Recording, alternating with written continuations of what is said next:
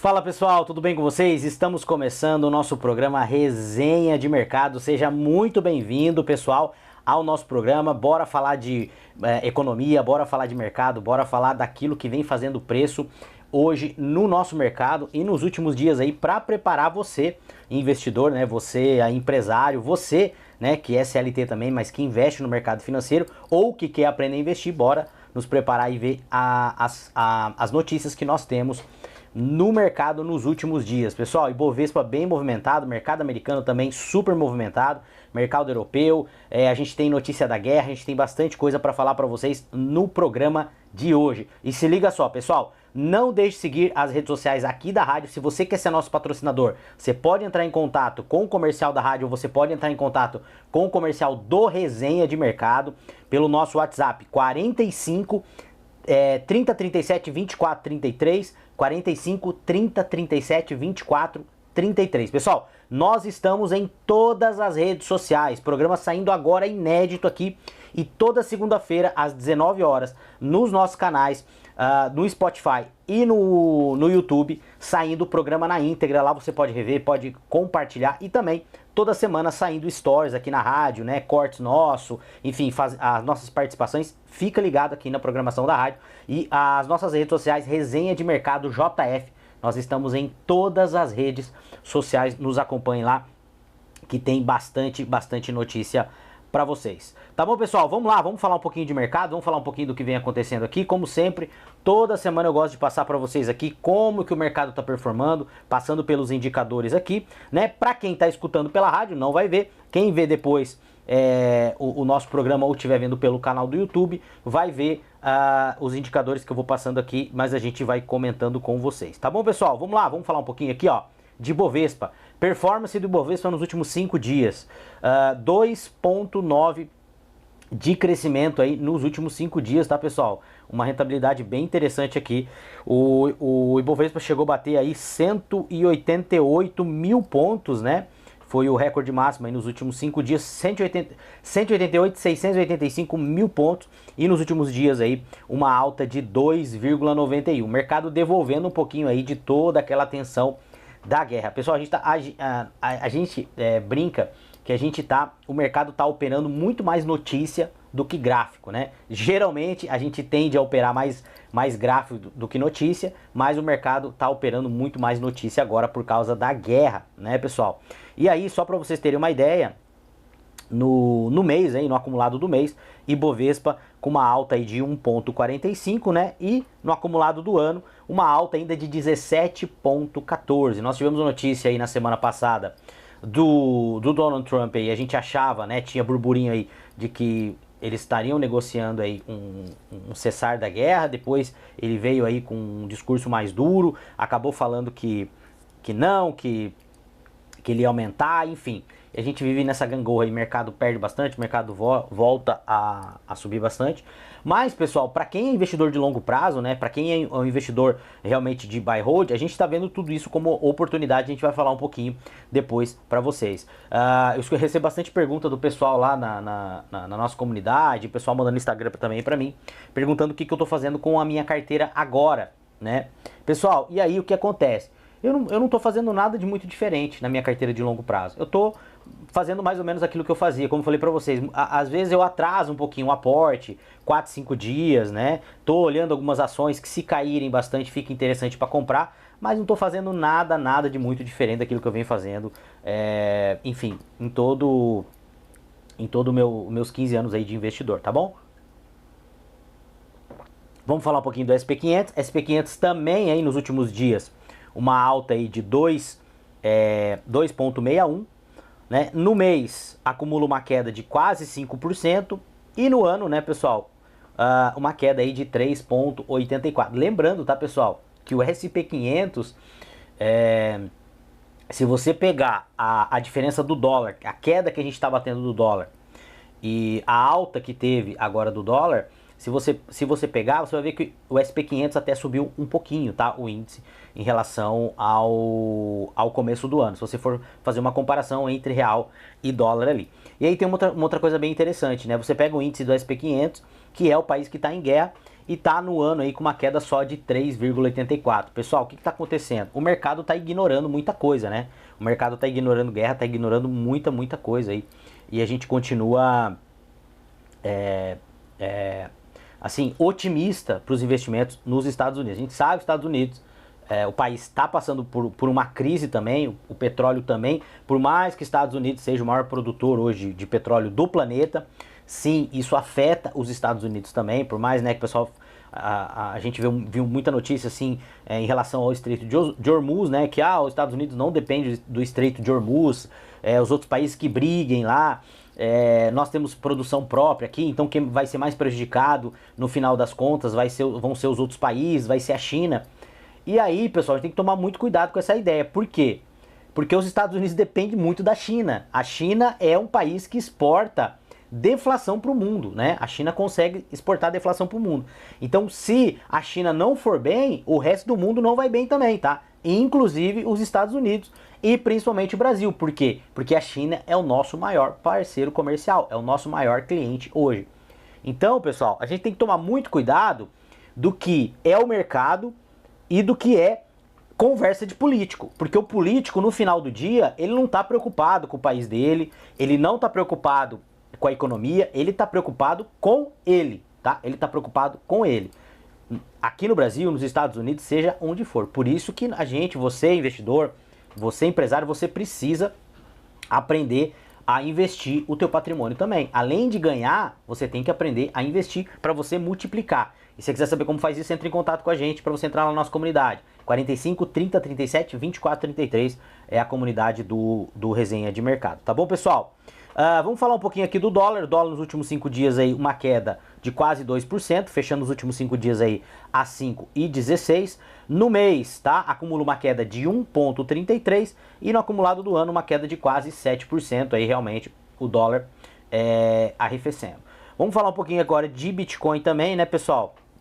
Eu trouxe a cotação aqui em real para vocês, geralmente eu trago em dólar, estou trazendo em real aqui, só para vocês terem uma ideia da magnitude. Nos últimos 5 dias aí o Bitcoin caiu 1,45, né?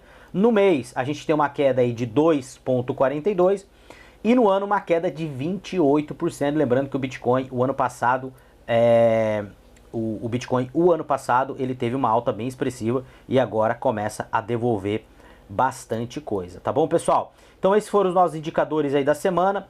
Né? Comenta aí depois o que você está achando, o que você está projetando aí, o que a gente tem visto, né, pessoal? Até tem um memezinho que saiu na internet da galera com duas telas, né? Uma de gráfico e uma de notícia, com a fotinha do Donald Trump, né? E aí o cara indeciso. O que será que a gente opera? A gente opera notícia ou a gente opera gráfico? Né? Uma coisa acaba dependendo da outra, né? Na verdade o gráfico acaba dependendo da notícia, né, pessoal? Pessoal, outra coisa interessante que eu vou passar aqui para vocês é o nosso relatório, tá? Lembrando, nós temos 2 relatórios que eu mando todas as semanas pro pessoal lá da nossa comunidade. Então, quer receber esse relatório? Entra lá na nossa comunidade, 45 30 37 24 33, para você entrar na nossa comunidade e aprender a investir com a gente lá, tá? Eu mando toda semana 2 relatórios, um relatório do varejo, focado no varejo brasileiro, lógico, né? E um relatório do mercado financeiro, daí eu trago notícias do mundo todo. Então eu pego todas as notícias da semana, condenso elas e faço um relatório de 20 páginas e mando lá na nossa comunidade, para você ficar bem informado. Se você quiser receber esse relatório, entra lá na nossa comunidade, né? Nosso WhatsApp 45 30 37 24 33 ou Resenha de Mercado JF, a gente está em todas as redes sociais, é só você mandar um DM lá para nós, tá bom? Vamos lá, vamos falar um pouquinho aqui vou passar alguns indicadores para vocês aqui. Vamos lá, mercado financeiro brasileiro entre pressão inflacionária e as narrativas eleitorais. O mercado financeiro brasileiro operou sob uma dualidade complexa aí nos últimos dias, tá? Durante esta virada de mês, que foi a passada aí de março para abril, tá? Enquanto indicadores de atividade industrial mostram sinais de resiliência, mas é resiliência voltando para trás, tá? As expectativas de inflação de longo prazo começam a se desancorar, forçando investidores a repensar a alocação de ativos domésticos, frente ao cenário político que já antecipa eleições de 2026. Pessoal, o que a gente está vendo no Brasil? O que a gente está vendo? Desemprego em baixa, né? Segundo a metodologia lá do IBGE, que eu não concordo com a metodologia, dá uma pesquisada na metodologia lá, que tem muita coisa esquisita lá, mas é a metodologia que é utilizada, não é a metodologia que é utilizada só nesse governo, foi utilizada nos governos passados também. Então, dá uma analisada lá. O que a gente tem? Famílias extremamente endividadas, tá? Mais da metade da população brasileira já está endividada. O que a gente tem? Empresas extremamente endividadas, recorde de recuperação judicial, recorde de empresa quebrando, porque as menores empresas elas não têm condições de pedir recuperação judicial, elas não têm nem estrutura, porque dependendo do horizonte de eventos ali, você já não consegue pedir recuperação judicial, você já vai para falência. E as empresas grandes, como elas têm uma gestão mais profissional, elas ainda conseguem fazer essa metrificação até onde elas podem ir e aonde que elas têm que pedir recuperação judicial. E aí elas têm orientação de advogado, equipe de contador, que muitas vezes ela acaba entrando com um pedido de recuperação extrajudicial ou judicial para já evitar muita coisa que pode acontecer. E a empresa pequena, o dono muitas vezes não sabe nem fazer DRE, pessoal. E aí a gente está vendo uma consequência gigantesca dessa alta de juros. Aí a inflação também, né, pessoal? Empresas quebrando, empresários endividados. E isso eu volto a falar aqui para vocês. Isso não é um problema do mercado. Esse é um problema de uma Selic que nós estamos pagando aí 15%. 14 agora, 14,75, né, que deu uma baixada. Mas não existe empresa num país que consiga resistir a isso. Primeiro, porque o capital, né, o capital que deveria ser investido no mercado, né, para crescer, para montar empresa, com uma Selic, com um juro real aí, se eu não me engano, está em torno de 9%, né, o pessoal fala, um juro real em torno aí de 9%, né, 8, 9%, não existe capital que vale a pena ser investido no mercado para construir riqueza. O que acontece? O investidor, né, o grande investidor, o grande empresário, ele não vai investir o capital, só se ele tiver uma oportunidade muito grande. O que ele vai fazer? Ele vai pegar esse dinheiro, vai deixar o dinheiro rentabilizando. Ele não vai reinvestir essa grana, porque o que ele ganha sem fazer nada é muito maior, com um risco muito menor do que se ele investisse, entendeu? Então ele não vai. Segundo, empresas que precisam de financiamento. Uma empresa hoje não consegue se financiar. Uma empresa pequena, média e grande não consegue se financiar se não tiver subsídio, não consegue se financiar com uma Selic de 14,75. Essas empresas vão quebrar. E a maioria das empresas no Brasil precisam se financiar, precisam de alavancagem para conseguir crescer, para conseguir operar. E aí o que acontece? O cara que pegou uma Selic lá 6%, 7% e hoje está o dobro, o cara vai quebrar. Não existe operação que resista a isso. Ah, mas tem grandes empresas vindo para o Brasil, tem conglomerado. Sim, esses grandes conglomerados, eles têm incentivo fiscal, eles têm acordo com o governo, eles têm eles têm acesso muito mais facilitado a financiamento do BNDES. Então esses caras vêm para o Brasil. Ah, isso é ruim? O subsídio é ruim, mas essas empresas vindo para o Brasil não é ruim, tá? Não é ruim. Ah, e o Estado?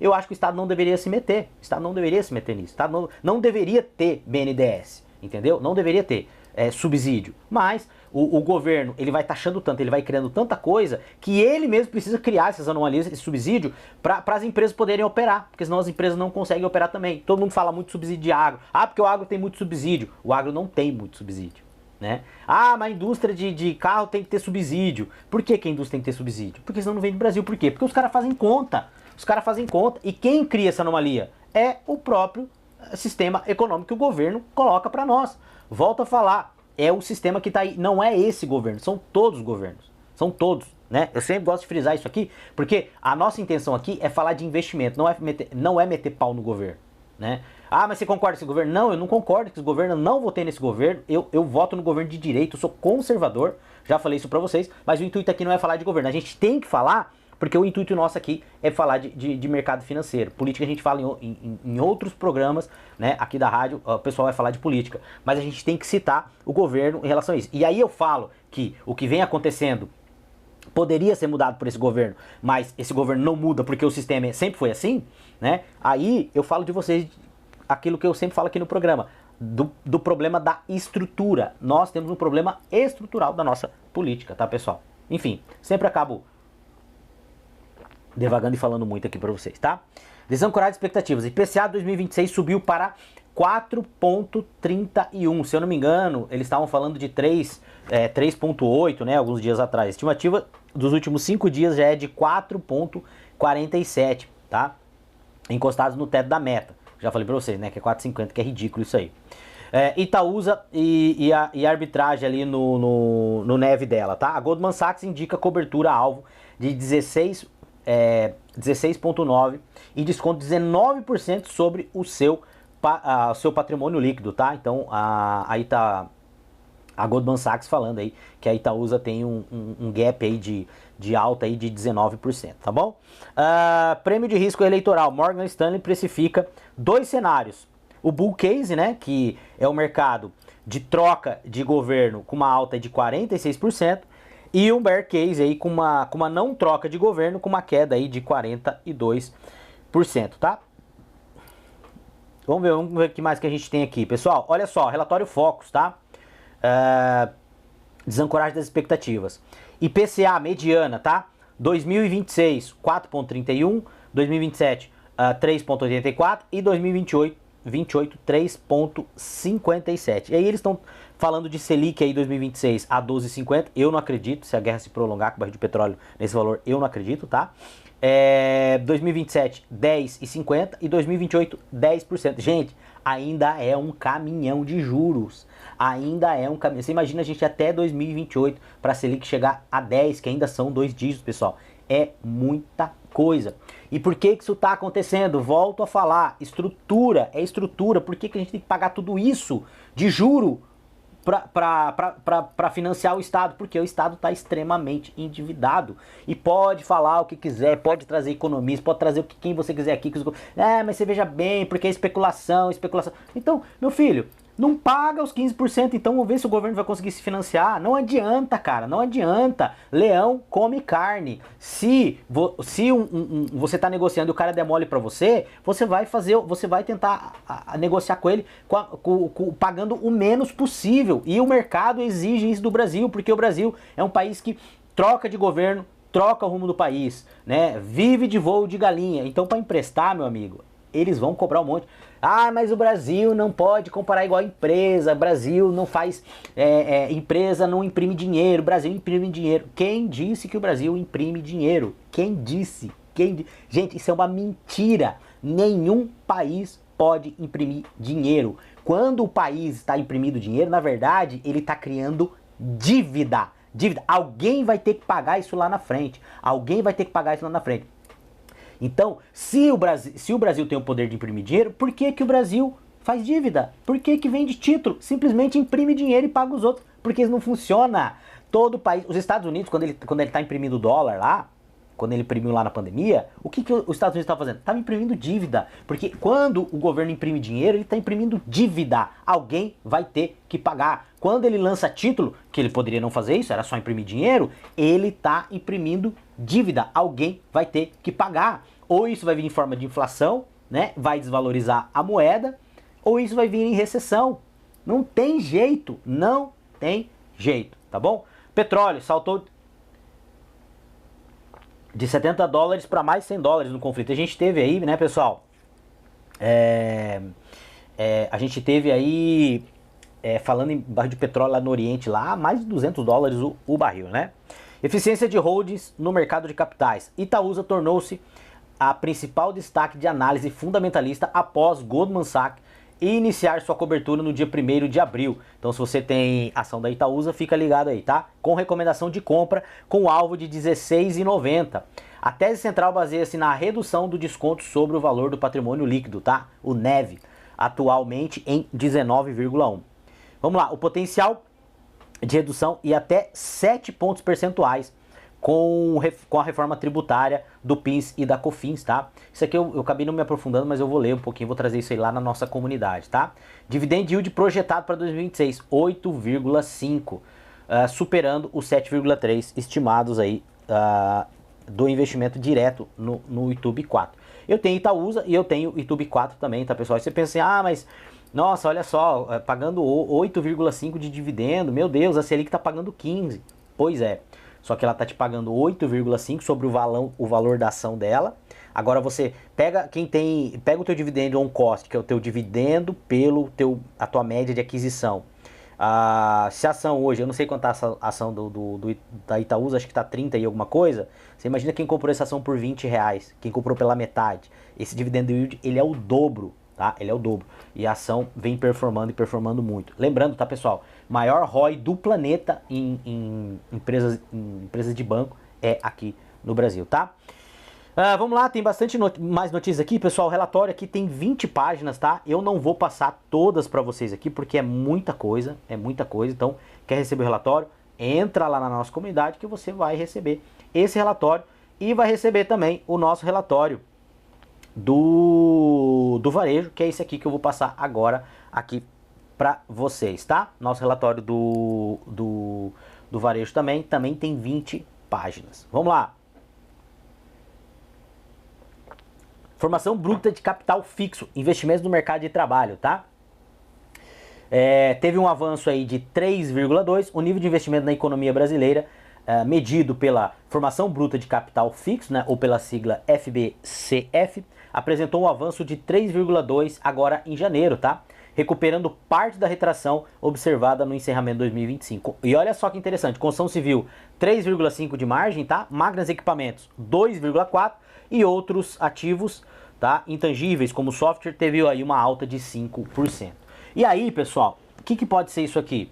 A gente teve aí, o que pode ter ajudado, principalmente na construção civil, né, é realmente subsídios que o governo vem dando aí para Minha Casa Minha Vida, que agora foi criada uma faixa lá até 600 mil reais, tá bom? Mercado de trabalho resiliente. E aí eu quero que você comente aqui, ver se você concorda com isso aí, tá? A sustentação do varejo brasileiro em 2023 repousa sobre o mercado de trabalho resiliente. Dados do PNAD contínua referentes ao final de 2025 mostram uma taxa de desemprego de 5,1, tá? Apesar da pressão inflacionária, tem havido ganhos reais na renda. E aí, se a gente está tendo menos desemprego, ganho real, por que as empresas estão vendendo cada vez menos? Por que está sobrando cada vez menos dinheiro no bolso do consumidor? Volto a falar, pessoal, não adianta. A nossa Selic a 14,75 não tem quem aguenta, tá bom?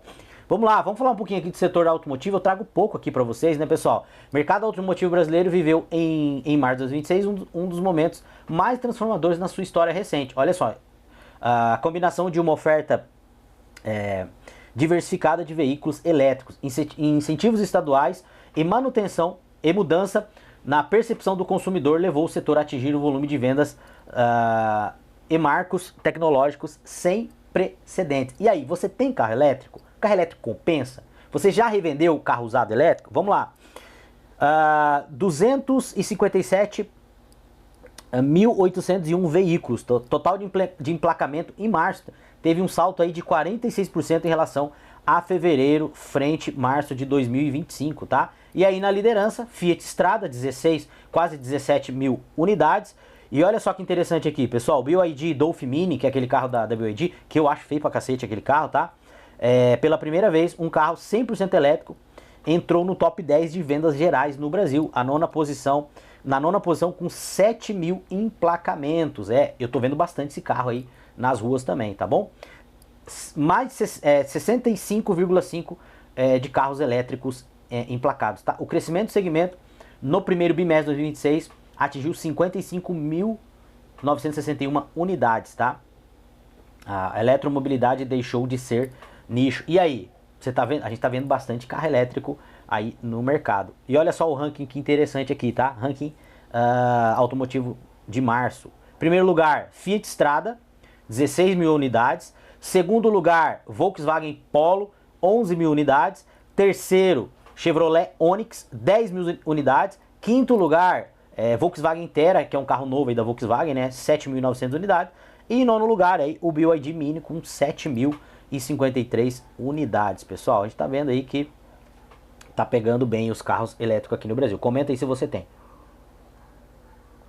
Pessoal, muito mais notícias aqui nos nossos relatórios aqui. Bastante notícias, já falei para vocês, são 20 páginas de relatório. Quer receber esse relatório?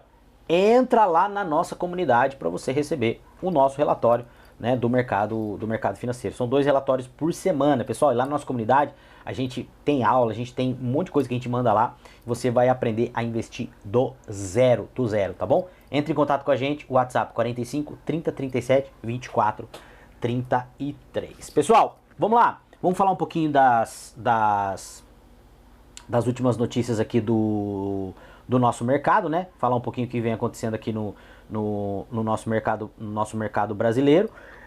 Eu trouxe, como sempre aqui, eu trouxe algumas notícias para comentar com vocês, tá?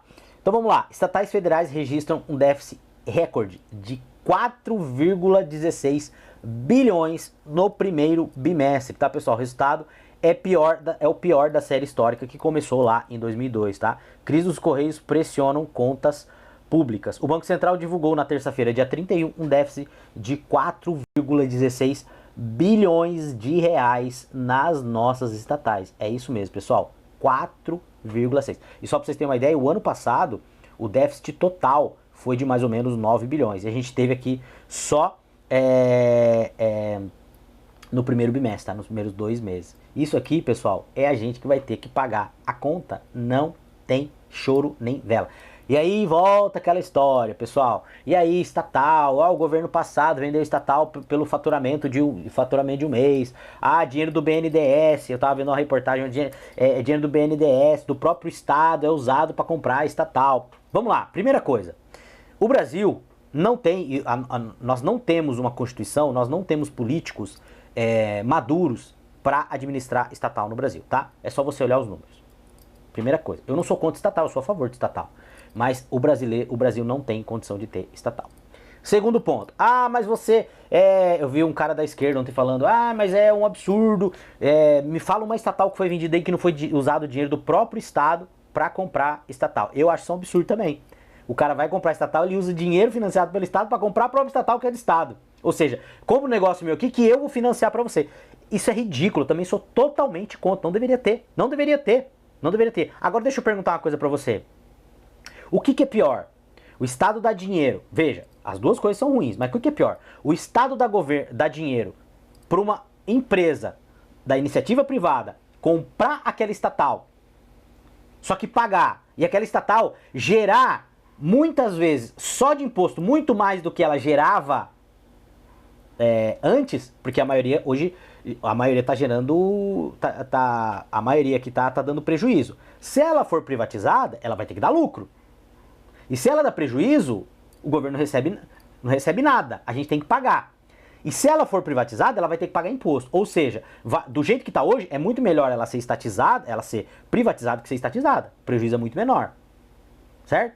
Então, as que foram estatizadas, que foram usadas dinheiro do governo, que é errado, essas empresas, até onde eu sei, 99,9% estão no lucro. E o dinheiro do governo que foi emprestado para outros governos, para empresas que quebraram, que nunca mais pagaram, foi dinheiro do BNDES também. O que é pior? O que é pior? Né? Os dois são ruins, mas o que é pior? Né? Então, é isso aí, né, pessoal? Novo ministro da Fazenda pede a Receita para acabar com a declaração de imposto de renda. Teve uma declaração do novo ministro aí da Fazenda dizendo que a Receita Federal já tem todos os nossos dados. A gente não precisa fazer declaração de imposto de renda. E, na verdade, eu gostei disso que ele falou, né? Tem que entrar mais a fundo, tem que ver qual que é a ideia geral, mas ele falou uma verdade.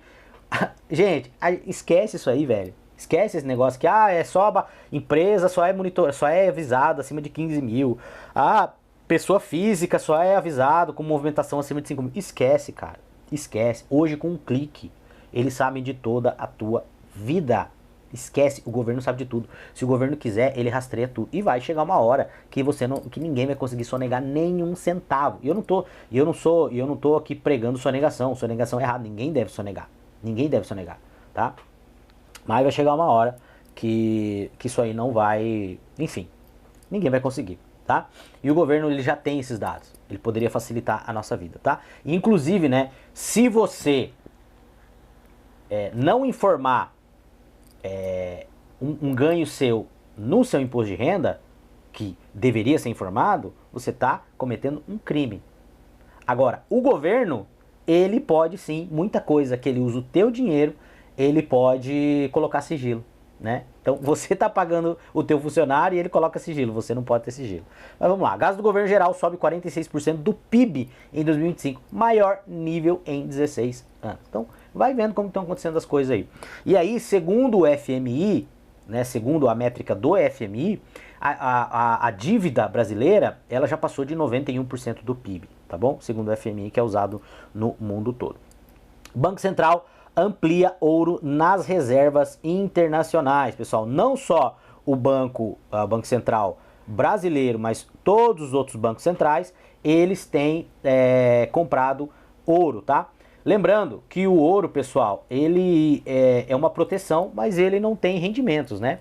E aí, até onde eu sei, me corrijam aqui, todo o ouro que o Brasil está comprando, ele está ficando custodiado, se eu não me engano, na Inglaterra, lá no Reino Unido. E aí eu fico pensando, bom, o Brasil está comprando ouro para não ficar refém dos Estados Unidos.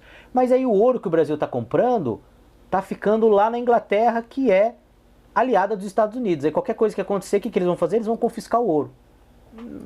Não consigo entender, mas tudo bem, vamos lá. Título soberano, hoje são 71, era 74, hoje é 71. Supranacionais eram 16, agora é 15. Ouro era 3, subiu para 7%, isso aqui é o total da reserva brasileira, tá?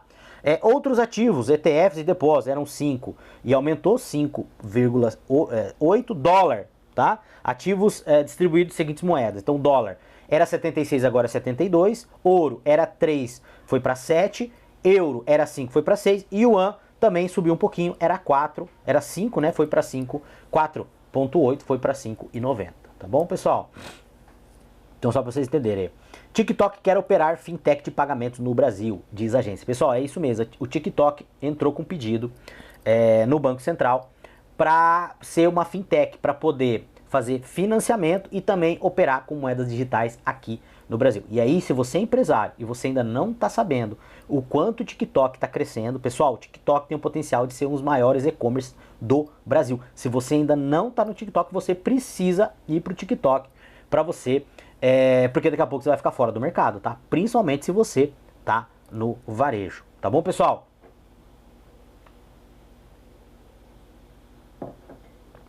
E segundo o Banco Inter aqui, mundo troca medo da inflação pelo medo da recessão. E aí eu falo para vocês, são duas coisas que a gente pode ter, tá? Inflação e recessão junto, né? Que é a tal da estagflação que o pessoal fala, né? Então a gente pode ter inflação e ainda ter recessão, principalmente aqui no Brasil, onde o empresário tá enforcado e tá bem apertado, tá? China acelera o uso do yuan digital e desafia dólar em transações globais. É isso mesmo, pessoal. A gente sabe que a China, junto com o BRICS, tem um projeto aí bem grande de desdolarizar e a gente tem que ver como que é feito isso, porque é muito difícil de se fazer. Mas sim, eles têm o sonho de desdolarizar, principalmente as negociações aí com os seus parceiros, né? O Brasil já vem negociando um pouco yuan, alguns países do BRICS ali, e eles vêm querendo aí tirar um pouco desse domínio dos Estados Unidos. Porque a gente sabe, né, pessoal, que muita coisa do poder que os Estados Unidos exercem no mundo tem a ver com o fato de que eles são aí o fiel depositários aí da economia mundial, né? A moeda de transação mundial é o dólar. Isso foi feito lá em Bretton Woods e realmente eles acabam usando disso. E isso tem, né, um fator que é prejudicial para os Estados Unidos também, porque quanto mais a moeda americana se valoriza em relação às outras, pior fica a competitividade do mercado americano aí com os outros mercados. Aí a gente está vendo aí o Donald Trump tentando manter o dólar como uma moeda de reserva, mas também fazendo com que o dólar deprecie um pouco para tentar criar aí competitividade com a indústria americana, né? Que a gente sabe que depois que os Estados Unidos foram para a China e praticamente colonizaram a China no que diz respeito à indústria, né? Os Estados Unidos aí acabou perdendo a sua indústria, né? Virou um hub aí financeiro e de serviço e eles perderam bastante com isso, principalmente a questão de emprego. E agora, pessoal, tem tudo aí, tem essa questão da inteligência artificial também que está vindo aí, que eu não sei se não é tarde para os Estados Unidos, porque muita indústria, principalmente indústria pesada, lá na China isso já acontece bastante, na Alemanha também, parques fabris lá onde não tem gente trabalhando, né? É só máquina trabalhando. Tá bom, pessoal? Estamos chegando no final do nosso programa aqui, do nosso programa Resenha de Mercado. Eu quero agradecer você pela sua audiência, por ter participado com a gente aqui. Quero, pessoal, deixar os recadinhos aqui, sigam as redes sociais da rádio, a gente vai estar a semana toda aqui na rádio e nas redes sociais também. Segue o programa Resenha de Mercado JF, nós estamos em todas as redes sociais, segue a gente lá e a gente volta a conversar, tá bom, pessoal? Eu vejo vocês na semana que vem, um grande abraço para todos aí, o resto de semana abençoado e valeu!